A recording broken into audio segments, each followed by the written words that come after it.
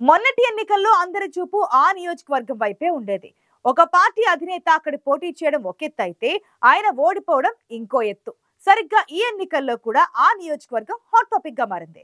Sitting ఎమ్మెల్యేకి ticket నిరాకరించి ఒక corporator ను తెరపైకి తీసుకురావడం ఒక సంచలనం అయితే, ఇప్పుడు ఆయన్ని కాదని ఒక మంత్రికి టికెట్ ఇవ్వడం ఇంకో సంచలనంగా మారింది. వైసీపీలో మూడు ముక్కలాటగా మారిన ఆ నియోజకవర్గంలో పరిస్థితి మీరే చూడండి.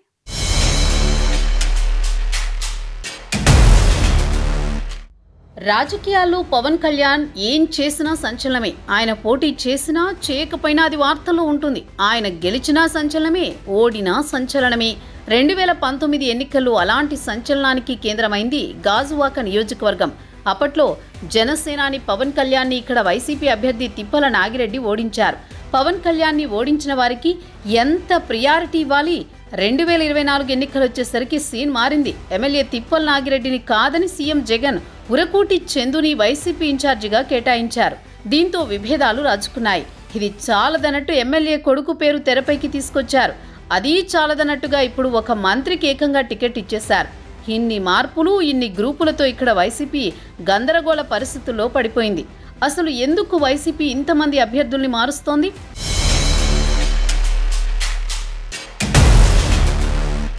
గాజువాక ఎమ్మెల్యే తిప్పల నాగిరెడ్డి అనారోగ్యం కారణంగా నియోజకవర్గంలో పెద్దగా తిరగలేని పరిస్థితి వచ్చింది.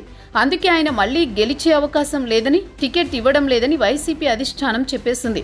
అలాంటప్పుడు ఇన్ఛార్జిగా ఉన్న ఎమ్మెల్యే కుమారుడు దేవన్ రెడ్డికైనా టికెట్ దక్కుతుందని ఎమ్మెల్యే వర్గం భావించింది. కానీ అందుకు భిన్నంగా ఎమ్మెల్యే కుటుంబాన్ని దూరం పెట్టిన జగన్ అక్కడ ఒక కార్పొరేటర్గా ఉన్న ఉరకూటి చందుకి ఎమ్మెల్యే టికెట్ ఇస్తామని, పని చేసుకోమని చెప్పారు. దీన్ని తీవ్రంగా వ్యతిరేకించిన ఎమ్మెల్యే తిప్పల నాగిరెడ్డి, ఆయన కుటుంబం చందుకి తప్ప ఎవరికి టికెట్ ఇచ్చినా కలిసి పని చేస్తామని, లేదా పార్టీ నుంచి వెళ్లిపోతామని హెచ్చరించారు. ఒక దశలో ఎమ్మెల్యే కుమారుడు దేవన్ పార్టీకి రాజీనామా కూడా ప్రకటించారు. అయితే వైసీపీ పెద్దల బుజ్జగింపులతో వెనక్కి తగ్గారు. దీంతో గాజువాకలో వైసీపీ రెండుగా చీలిపోయింది.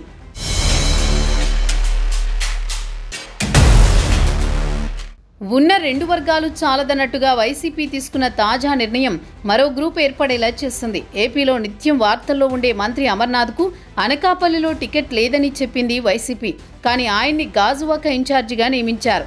అంతేకాకుండా 3 రోజుల క్రితం ప్రకటించిన అసెంబ్లీ అభ్యర్థుల జాబితాలో గుడివాడ అమర్నాథ్ గాజువాక వైసీపీ క్యాండిడేట్గా జగన్ ప్రకటించారు. దీంతో ఇప్పటికే రెండు వర్గాలుగా ఉన్న వైసీపీ అమర్నాథ్ రావడంతో మూడో వర్గం ఏర్పడినట్టయింది. వైసీపీలో పరిస్థితి ఇలా ఉంటే గాజువాక మాజీ ఎమ్మెల్యే, టీడీపీ పార్లమెంటరీ అధ్యక్షుడు పల్లా శ్రీనివాస్ పార్టీని ఇక్కడ చాలా బలోపేతంగా మార్చారు.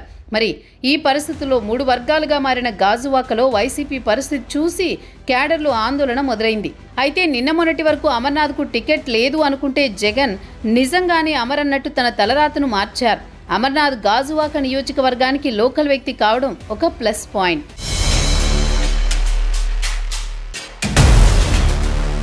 ఇప్పటికే ఎమ్మెల్యే నాగిరెడ్డి, సమన్వయకర్తగా వచ్చిన కార్పొరేటర్ చందు యాదవ్ మధ్య వర్గపోరు బజారుకెక్కింది. అప్పటి వరకు ఎమ్మెల్యేని గురువుగా సంబోధించిన చందు యాదవ్ తిరుగుబావుట ఎగురవేశారు. ఎమ్మెల్యే నాగిరెడ్డి వ్యవహార శైలి ఏమీ బాగాలేదంటూ తీవ్ర విమర్శలు చేస్తూనే 2019 ఎన్నికల్లో లోకల్ నాన్ లోకల్ అన్న ఫీలింగ్ తీసుకొచ్చి నాగిరెడ్డి లబ్ధి పొందారని చెప్పడం పొలిటికల్ హీట్ పెంచింది. మరోవైపు మాజీ ఎమ్మెల్యే పల్లా శ్రీనివాస్ గ్రాఫ్ పెరిగిందని అధికార పార్టీ లెక్కలేసింది. వచ్చే ఎన్నికల్లో కాపులు జనసేన, టీడీపీకి మొగ్గు చూపుతారని అంచనాలు ఉన్నాయి. అందుకే సామాజిక సమీకరణాలు లెక్కేసి యాదవ కాపు కాంబినేషన్ వర్కౌట్ చేసి 70వ డివిజన్ కార్పొరేటర్ చందు యాదవ్ను సమన్వయకర్తగా నియమించింది. ఈ పరిణామం ఊహించిందే అయినప్పటికీ ఎమ్మెల్యే వర్గం జీర్ణించుకోలేకపోయింది. నాగిరెడ్డి కుమారుడు తిప్పల దేవన్ రెడ్డిని గాజువాక సమన్వయకర్త బాధ్యతల నుంచి తప్పించడంతో వివాదం మొదలైంది. నూతన సమన్వయకర్త చందుని కూడా కాదని ఇప్పుడు మంత్రి అమర్నాథ్ను గాజువాక ఎమ్మెల్యే అభ్యర్థిగా ప్రకటించడం ఆ రెండు వర్గాలకు షాక్ ఇచ్చినట్లయింది.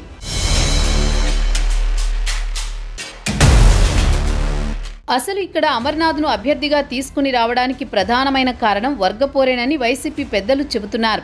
పిట్టపోరు పిల్లి తీర్చిందన్నట్టుగా ఎమ్మెల్యే నాగిరెడ్డి, చంద్రు వర్గం మధ్య వర్గపోరు నేపథ్యంలో అమర్నాథ్కు కలిసి వచ్చింది. నిన్నటి వరకు అసలు సీటే లేదు, పార్టీ కోసమే పనిచేయాలనుకున్న మంత్రి అమర్నాథ్కు ఆ ఇద్దరు నేతల మధ్య విభేదాలు అదృష్టంగా మారాయి. అయితే గాజువాకలో మారిన రాజకీయ పరిణామాలతో మంత్రి అమర్నాథ్ అక్కడ రెండు వర్గాలను కలుపుకుని ఒకే తాటిపైకి వెళ్లాల్సిన అవసరం ఉంది. అమర్నాథ్కు ఇక్కడ సొంత క్యాడర్ లేకపోవడంతో పాటు బలమైన కూటమి అభ్యర్థి పల్లా శ్రీనివాసరావుపై ఎలా నెగ్గుకొస్తారనేది అసలు ప్రశ్న.